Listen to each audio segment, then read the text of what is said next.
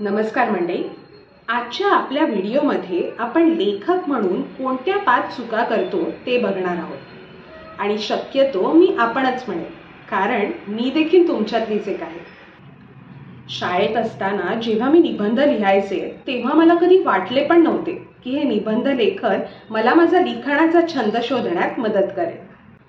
तर मग आपण लेखक म्हणून घडताना कोणती पहिली चूक करतो ते बघूया। पहिली चूक म्हणजे आपण स्वतःवर दाखवत असलेला अविश्वास।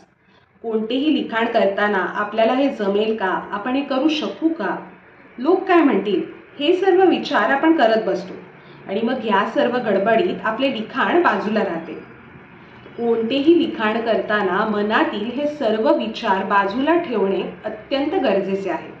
दुसरी चूक म्हणजे इतरांची तुलना करणे।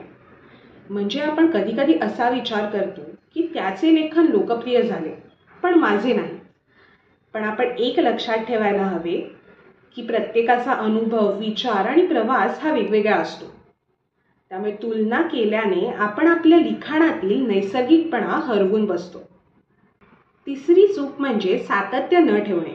म्हणजे आपण आज लिहिलं, पुढचे 2 आठवडे काहीच नाही, असं करून चालत नाही। लेखन ही एक सवय आहे। सातत्य ठेवलं तर कल्पना आणि शैली दोन्ही सुधारतात। चौथी चूक म्हणजे टीकेपासून पळ काढणे।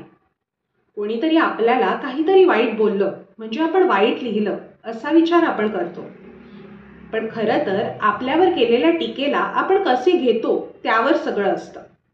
खरं तर टीका म्हणजे एक दिशा असते आणि ती स्वीकारायला शिकणं म्हणजे वाढ। पाचवी चूक म्हणजे संपादन टाळणे। आपण आपल्या लिखाणाच्या पहिल्या ड्राफ्टलाच अंतिम समजतो, पण खरं तर पहिला मसुदा हा कच्चा हिरा असतो, संपादनानेच तो चमकतो। तुम्ही एक लेखक म्हणून या सर्व चुकांशी रिलेट केलेत का? तुमच्याकडून पण अशा कुठल्या चुका होत असतील ज्या मी या व्हिडिओमध्ये सांगितल्या नसतील तर मला त्या कमेंटद्वारे नक्की सांगा। आणि तुम्हाला हा व्हिडिओ आवडला असेल तर लाईक, शेअर आणि माझ्या चॅनलला सबस्क्राईब करायला विसरू नका।